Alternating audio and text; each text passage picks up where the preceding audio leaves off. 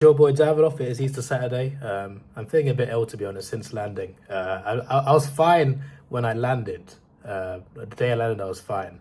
The day after, it started to get a bit like I was okay, and then by the end of the day, I wasn't okay. After I was back to work, and then Friday, Good Friday, I just struggled so much.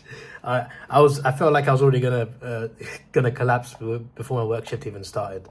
But yeah, streamed a couple of A4 reactions, went to work. Now I got the weekend off. I feel a lot better now compared to Friday. But it is Saturday now, and obviously on here, some of you don't know, but we do movie vlogs over here. I go to the cinema, watch some movies. So I came back from Australia.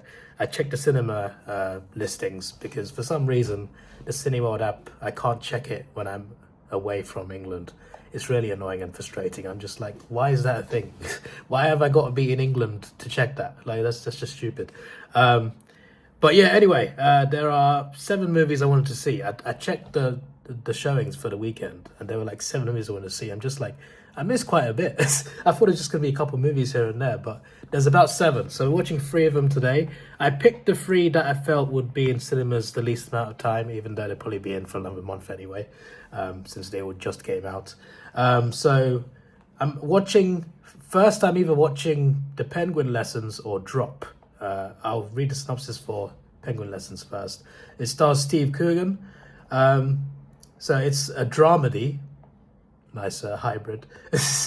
An Englishman's personal and political awakening after he adopts a penguin during a cataclysmic period in Argentine history. That's about it for the synopsis. So that's interesting. It's also based on a true story, so that is quite intriguing. Drop is a horror movie. So the synopsis is quite long, so here it is. First dates are nerve-wracking enough. Going on a first date while an unnamed, unseen troll pings you personal messages that escalate from annoying to homicidal, blood-chilling. Yeah, I saw the trailer to this. So she goes on a date, and there's someone texting her saying she's got to kill her date or her family dies. It's very, very crazy, and she has no idea who's texting her, whether they're in the restaurant with them or whatever. Director Christopher Landon returns to the thriller genre with the playful... I can skip that part because I'm just trying to read what the movie's about. Drop is jointly produced. It's a Blumhouse production, and they're good at horror. Emmy nominee, breakout star. I just want to read the synopsis. A widowed mother on her first date in years who arrives at an upscale restaurant where she is relieved that her date, Henry, who's from It Ends With Us, Brandon Scanner, that's the guy that was the affair in It Ends With Us, right? I think is more charming and handsome than she expected, but their chemistry begins to curdle as Violet begins being irritated and then terrorized by a series of anonymous drops to her phone. Also, I remember from the trailer, right? She can't tell him that she's ordered to kill him. She also can't tell. If she tells him, then she loses the game as well. She is instructed to tell nobody and follow instructions, or the hooded figure she sees in her home, the security cameras, will kill Violet's young son babysitting sister. Yeah, so on her phone she's shown CCTV footage of a guy in her home who could kill her son and sister. Violet must do exactly as directed, or everyone she loves will die. Her unseen tormentor's final directive: kill Henry. So yeah, I'm very intrigued about this. I normally don't like horror, but when the antagonist is a human, I can at least handle that, and I can at least watch that. Same with like monsters, really. It's mainly like ghosts and demons I don't like supernatural stuff.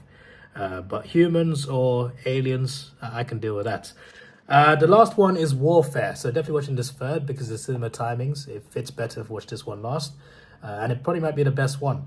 So this is from the Iraq War. It's also directed and written partly by Ray Mendoza, who is an Iraq War veteran. So this is based on a true story and it's told in real time. So it's a never told. There's never been a war movie done like this before.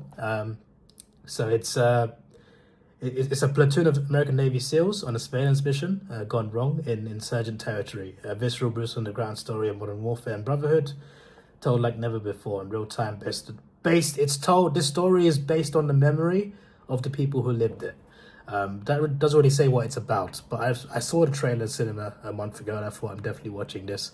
So basically they're in this house. They're in like a house in Iraq in enemy territory doing surveillance, and the enemy finds out they are there.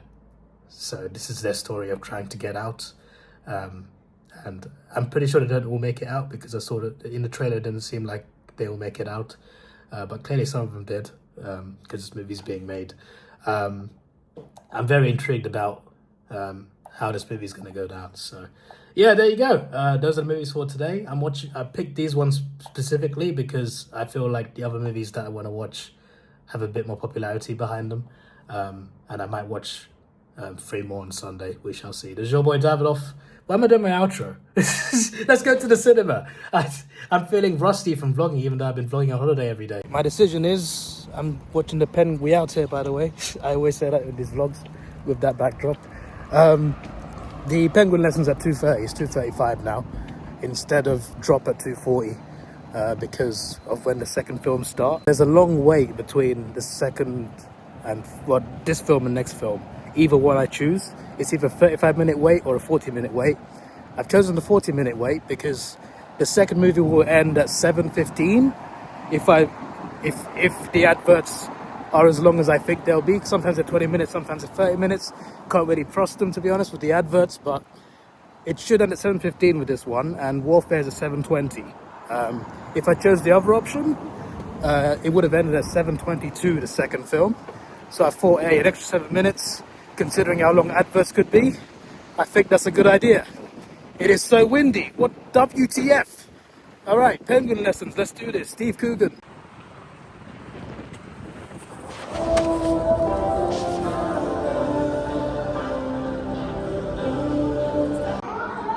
Number 5.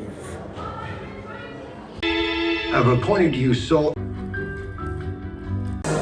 Bloody hell, since when was that a thing? I remember Lilo and Stitch when I was a kid. I don't know if they make a movie about it. I assume it's live action. My first time finding about its existence. So yeah, the Penguin lessons. That's an ambulance. The Penguin lessons. It takes place in Argentina at a time of political unrest. There's a military coup imminent. There's also different rebel factions, and there's a bit of like a potential war brewing. There's some bombs going off. In the middle of it, there's a school. There's a college, St. George's College, and Steve Coogan plays an Englishman who is tasked to teach English there. He's a English teacher there. He's hired to do that. When he gets a week off because of the stuff going on in Argentina, he goes to Uruguay and he finds a penguin that he rescues. He only rescues the penguin to impress a woman, but he rescues the penguin, and the penguin will not leave his side when he tries to release it. So he ends up taking it back to Argentina, back to his school, where they are not allowed pets. So yeah, he adopts this penguin while trying to keep it a secret, but eventually people find out, and it's a whole story about that. Plus there's a whole plot line about the political situation, because there's people in the school that are involved in this political situation, people in the school that are connected to certain factions or even the military. So there's also that political aspect as well. There's more of a deep story to it, but I don't want to do any spoilers, even though it's based on a true story. They showed actual footage of the penguin after the movie ended, to show footage of the penguin. Juan Salvador, the penguin was called. And yeah, the movie was good. Really well told story. A really good film. Steve Coogan is funny. His acting is great throughout. Serious moments and funny moments, but his one-liners and his dialogue in general, he's really witty and he's just hilarious. He is hilarious in this film. I really love watching him. So many of the things he says, I burst out laughing a few times. I needed that. It's been a while since the film has made me laugh like it did today, but Steve Coogan was so good. He played the role so well. So it makes me want to think about and look up the story more, because this is a true story that actually happened. So I want to now research it and find out more about what happened and everything, and how accurate it is, etc. And that's what's good about these movies. They let you know about stories that maybe you didn't know about or didn't know enough about, and it makes you want to learn more about them. It's good when movies like this do that, and that's what they should do, really. So yeah, I'm going to give it a 9 out of 10. Really, really good movie.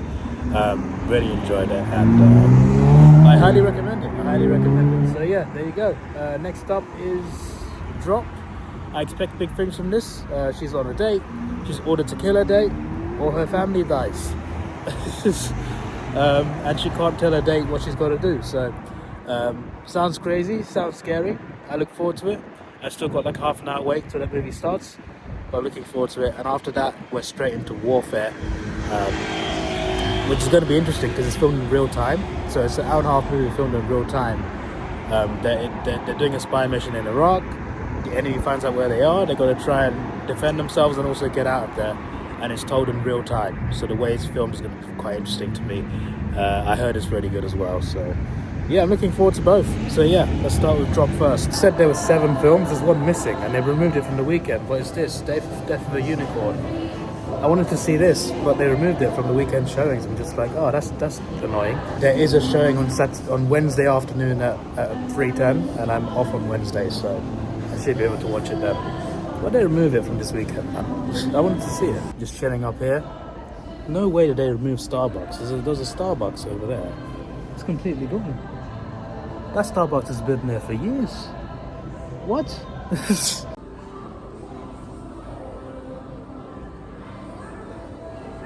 Oh, how convenient. The next movie is up on the 3rd floor.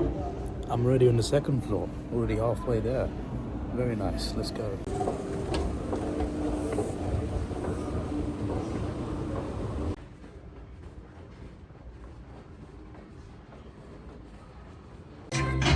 What on earth is that? That's it, man. Right, Drop was pretty good. Wasn't really as scary as I imagined it would have been. I think if you're a woman, you'd find it a lot scarier, this film. If you watch the film, you understand exactly what I mean. It was a thriller. It was definitely a thriller. It was very interesting. Had me hooked the entire time. You get this little intro to find out who this person is, who she is, her past and her present, and where she's at in life. Just a little intro, and then when it starts getting into it, it really like starts moving. It's very fast paced. There's not really any twists and turns. The main twist is finding out who's tormenting her, who's been doing it the whole time. It's someone in a restaurant. Who is it? That twist is interesting because I didn't expect the answer that we got. And yeah, the guy in this film, he is the guy from It Ends With Us. I mean, yeah, I knew that, but he was sort of the affair, wasn't he, in that film? But in that film also, he was the savior from like an abusive relationship. He saved Blake Lively's character in that movie. So I was kind of interested how in this movie as well, she's being tormented and like only he can really help her. I just found that interesting. But yeah, it's a good movie. I don't want to give away too much because there'd be spoilers, really. But let's just say that her ex-husband was abusive to her, so I'll just leave it at that. So she has a past. The people tormenting her have nothing to do with him, but I just thought I'd add a little detail in there. But yeah, she's got to try and protect her son and her sister, while also obeying this person's commands, who also wants her to kill him. But yeah, pretty linear storyline and plot. Nothing like insane. No crazy twists apart from, again, who's actually doing this to her. And the ending is just okay. I don't want to give away anything because it's hard for me to explain this film without giving away too many spoilers. But it is pretty good. It is pretty good. So yeah, I'll give it probably a 7.5 out of 10. 7.5 out of 10. So yeah. Next up is Warfare. Looking forward to this. Again, it's a real-time war movie where people on a military Navy SEALs team are on a recon mission inside a house in Iraq. The enemy finds out where they are, and it's told in real time, apparently. So I think the 90 minutes is just the real-time 90 minutes. They're going to defend the compound and also try and escape as well. So it's like a new way to tell a story, especially in a war. I'm very intrigued about this, and the story is told based on the memories of the soldiers that were there. So I'm very intrigued about this, and yeah, hopefully it's as much of a thriller as I think it will be. Let's get in, because the movie time was like 5 minutes ago, but thankfully there's adverts. I understand why you would like it. need for all this fuss, but you gotta know when to back down, or it could get a whole lot worse. This is a special place for us. There was magic here when I was your age. That was good. That was really well filmed. The way it was filmed is just incredible. The visuals were great, and the sound was the most impressive part. It sounded crazy good. There was a scene where a jet flies by, and it's insane. Like, I've never been in a war zone, so I don't know how loud it actually sounds. But this, I felt like they made it sound like it was actually in there with them. So yeah, it's not like a whole one take for the whole film, but there are like major scenes that feel like they're one take. So there's a scene where they need a medevac, and there's 10 minutes to wait. So you see this whole 10 minutes in real time, filmed in different angles. It's really good. Then there's another scene where basically it's the last chunk of the movie, right? The last chunk of the movie, and it's about them trying to escape and get out of there. And it's just it's told like it's like constant instead of like cutting between scenes. It's like it's not like one take like it is like in 1917, for example. But even though it's not one take, even though it cuts, it's still told in real time. And I think it's really impressive and awesome how they filmed that, and to make it look like it's filmed in real time. I think that's really good, very impressive how they did that. So yeah, and they show at the end as well the soldiers that were actually there, and they blurred some faces because I'm pretty sure not every soldier that was involved wants to be revealed publicly, which makes sense. But sometimes they showed like the actual person and the actor, but the actual person's blurred out, so it's just like, right. So we can't really compare the faces there, can we? Overall, really, like, it's a well-made movie. It's a well-made movie, and it's a very unique way to tell a story within any sort of war. So yeah, I give it a 8.5 out of 10. It was solid. It was good. The sound, if I was judging just the sound, bro, 9.5. This is your boy Davidoff. Please like, share, subscribe. Thanks for watching. Have a good day, and we out of here. And I'll be back here tomorrow. Goodbye.